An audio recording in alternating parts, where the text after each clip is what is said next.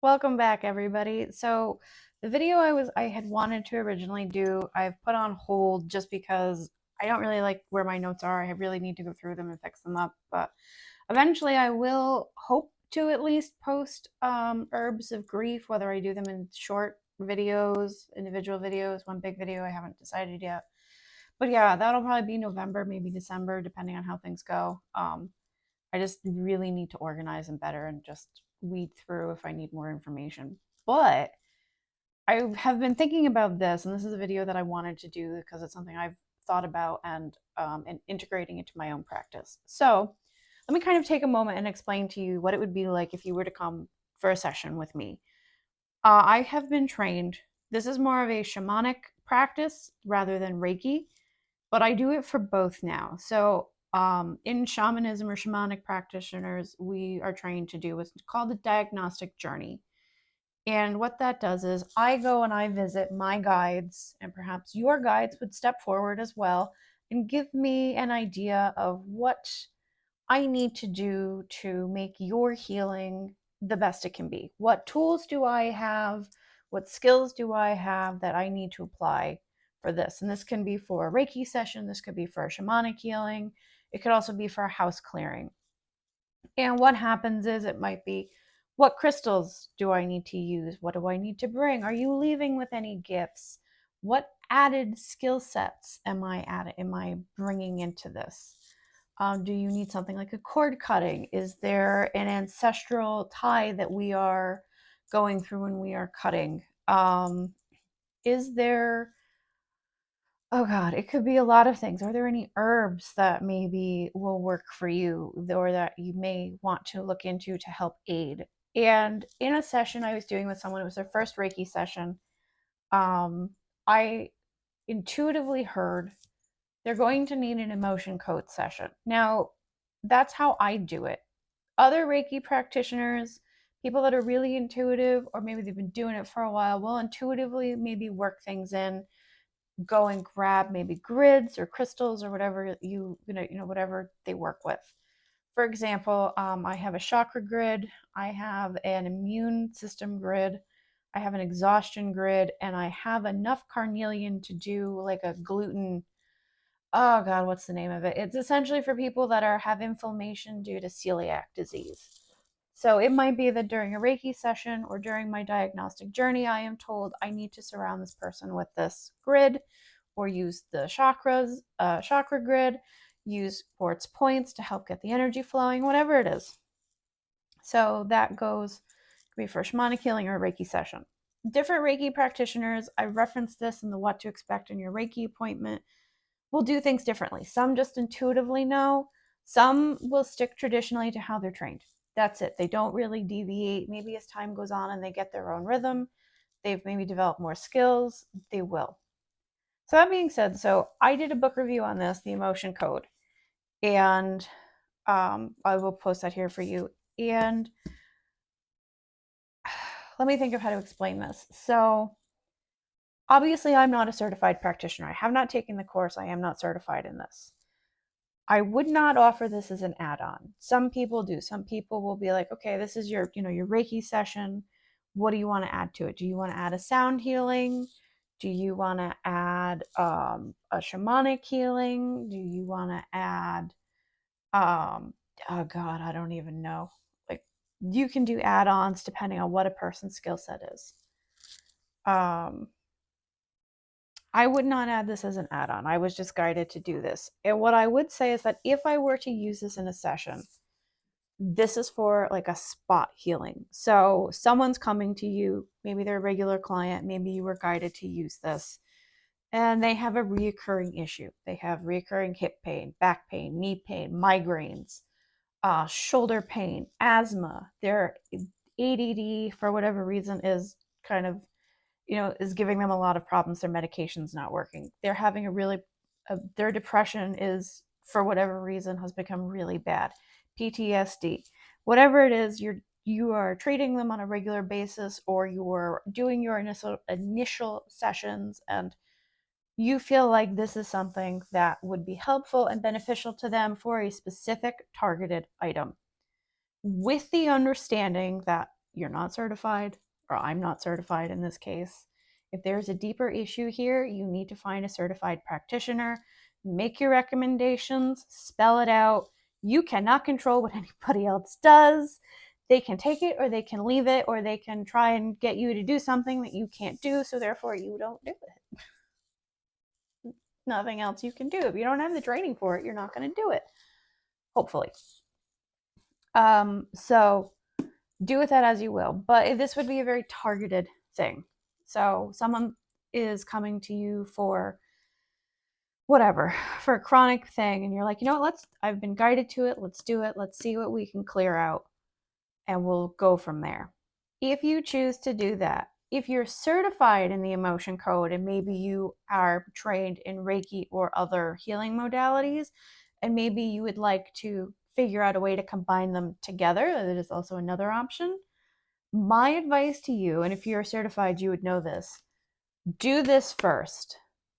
Do this healing session first. Could be 15, 20 minutes, maybe a half hour, maybe only 10 minutes. The reason why I say that is this is the emotional heavy lifting.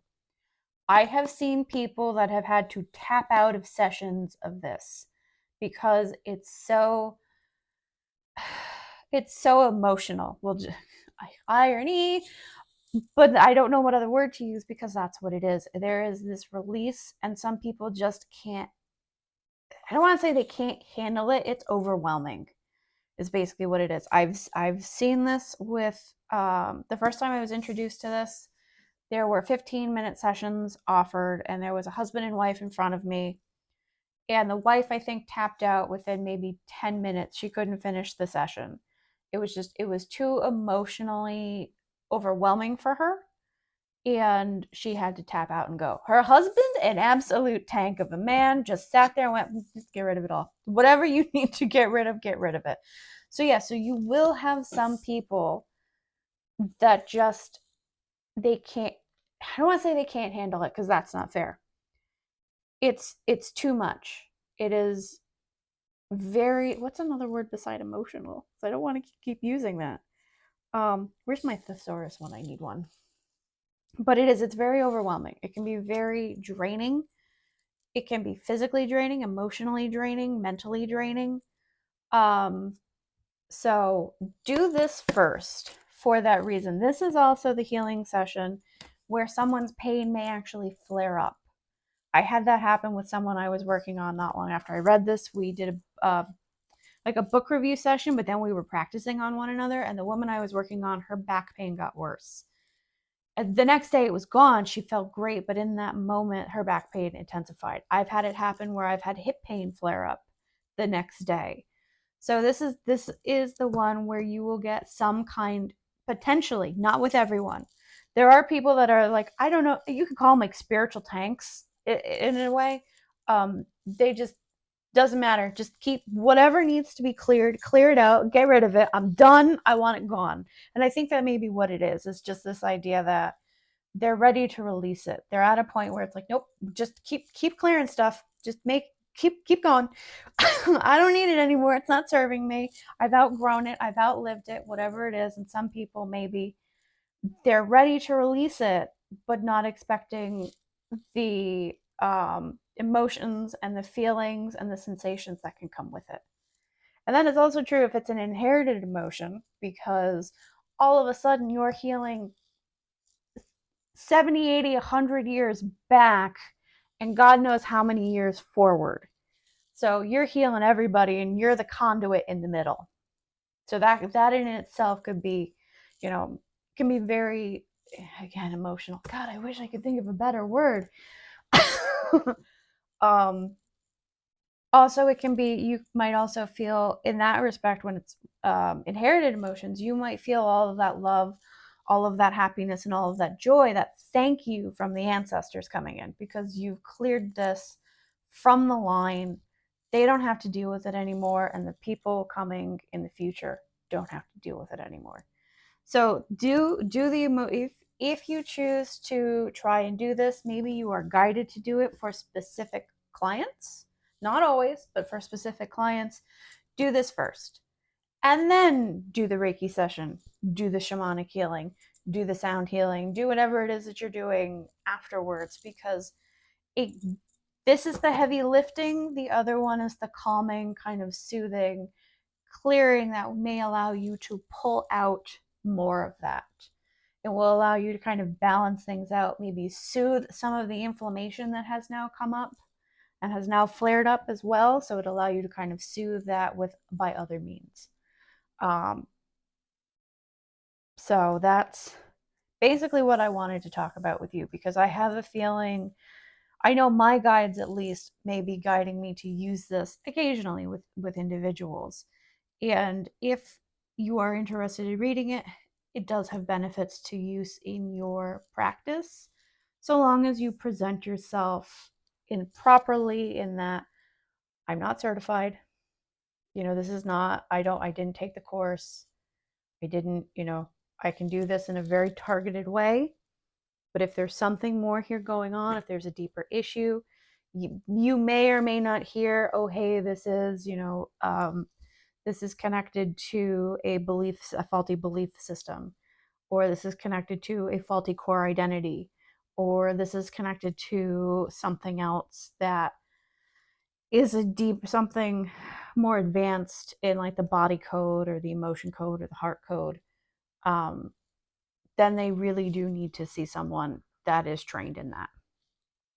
And you have to advise them as such, maybe guide them as such if you know someone. There are links that will help you find practitioners in your area. So, and this can also be done over Zoom. I don't know if all practitioners do that, but I know the woman I know, she does it over Zoom. So if they can't make it, or the person is too far away, then they have that option. So it is combining modalities. It's using all of the tools that you have available to you, but also acknowledging that you, in this sense, if you're just working off of this book or the body code, I don't remember if the heart code was out yet, but you're limited. You don't have all of the information, and that this is specific. This is simple um, target practice. This is for targeted healing. So that is something that you can use. And I know I have a feeling I will be using it in my own sessions. I don't know how often, but I have a feeling it will definitely find its way there.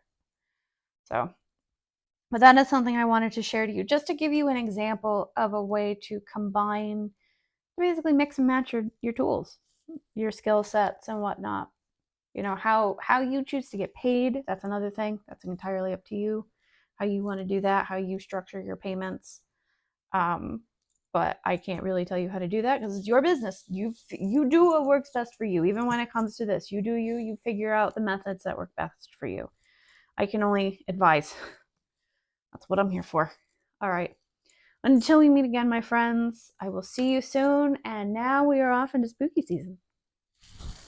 So I will see you in October.